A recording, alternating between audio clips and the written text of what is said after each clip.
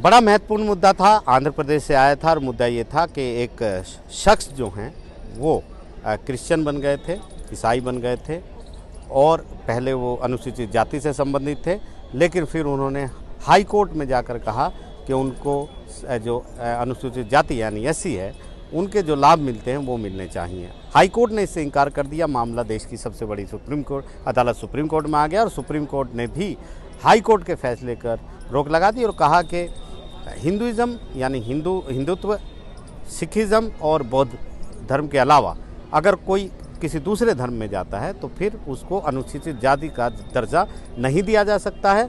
बहुत ये settle law है, लेकिन सुप्रीम कोर्ट ने एक बार फिर इस कानून की अहम तरीके से व्याख्या की है और उसकी जो याचिका है खारिज कर दी और कहा है कि उनको एससी एक्ट के तहत जो संरक्षण होता है वो भी नहीं दिया जा सकता। हमारे साथ सुप्रीम कोर्ट में बहुत सालों से प्रैक्टिस कर रहे देवव्रत साहब हैं। सर, आप बताइए, इस आम लोगों को समझाइए कि सुप्रीम कोर्ट क्या मायने इस पूरे केस के। देखिए, ये तो जैसा आपने बताया कि सेटल लॉ है पहले से ही कि अगर आप इस हिंदुइज़्म से किसी और रिलीजन में कन्वर्ट हो जाते हैं तो आपको जो SC ST एक्ट है उसका फ़ायदा नहीं मिलेगा। साधारण शब्दों में यही है।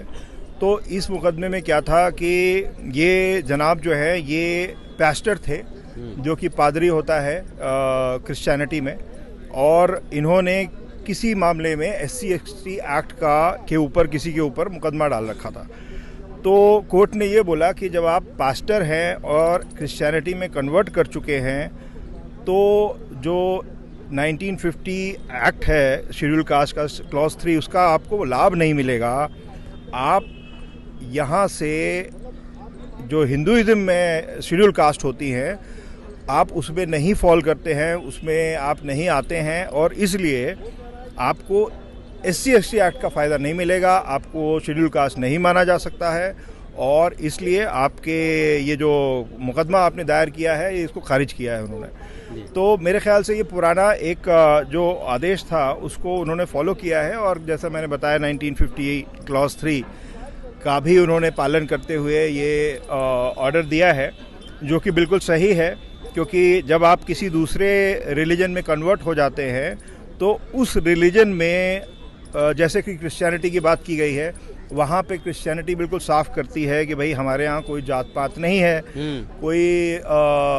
कोई ऊंच नीच नहीं है। तो जब ऊंच नीच नहीं है, जात पात नहीं है, तो शेड्यूल कास्ट का आपको फ़ायदा कैसे मिलेगा? और इसलिए सब बराबर हैं। तब आप एक बार जब दूसरे रिलीजन में जाकर के उसका फ़ायदा आपने उठा लिया तो आप ये नहीं कह सकते कि हम शेड्यूल कास्ट है। हाँ, शेड्यूल ट्राइब में कुछ एक्सेप्शंस हैं जो और मुकदमों में कोर्ट ने इसको क्लियर किया है।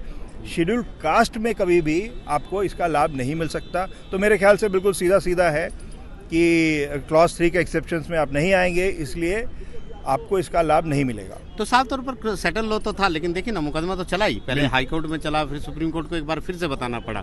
तो यहाँ पर कानून तो बहुत सारे हैं, सेटल लॉ है, लेकिन केस तो इसी के तरीके से आते हैं। लेकिन यहाँ पर उन्होंने जिक्र किया है हिंदुइज्म के साथ साथ सिखिज़्म का और बौद्धिज़्म का, उसका क्या मतलब है? नहीं, सिखिज़्म बौद्धिज़्म जो है ये एक्सेप्शंस में लाया गया था कि अगर आप सिखिज़्म या बौद्धिज़्म को फॉलो करते हैं तो उसमें क्लॉज 3 में आपको एग्जेम्पशन मिलेगा, लेकिन उसके अलावा नहीं मिलेगा। देखिए, मामला ये है कि जो SC ST एक्ट है उसका बहुत दुरुपयोग होता है। लोग क्या करते हैं कि अब कोई छोटी सी लड़ाई हुई, आपने SC ST एक्ट में मुकदमा डाल दिया, अब दूसरा जो पार्टी है वो बेचारा दौड़ रहा है। अब इसी में देख लीजिए वो सुप्रीम कोर्ट तक आ गए, जबकि वो उसमें फॉल ही नहीं कर रहे थे, SC ST के जबकि फॉल ही नहीं कर रहे थे। अब आप ये सोचिए कि अगर जेन्युइन मुकदमा होता तो FIR हो जाएगी, FIR हो भी गई होगी, इसमें अभी ऑर्डर आना बाकी है, तो पूरे फैक्ट अभी हमें देखने हैं। लेकिन आदमी हरास हो जाता है कुल मिला के।